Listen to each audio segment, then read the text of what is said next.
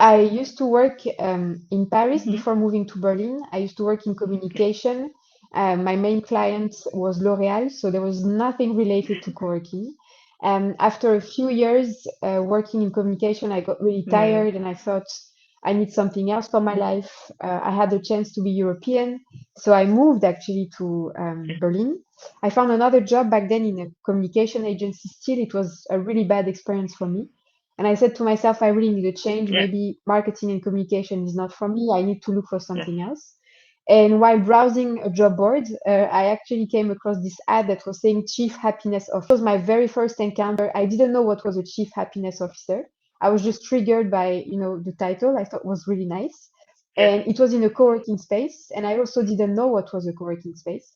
But I read the ad and I really thought this is something that looks like me. It feels like something I can do. And so I decided to yeah. apply. And I still Uh-huh. remember, it's funny, I still remember the person who answered to me was like, oh, we are at the end of the recruiting process. I'm not sure we have still, we have a lot of good candidates. And I was like, oh, no, please don't discard me because you're at the end. Please, if you like my CV, invite me to come in and let's have a chat.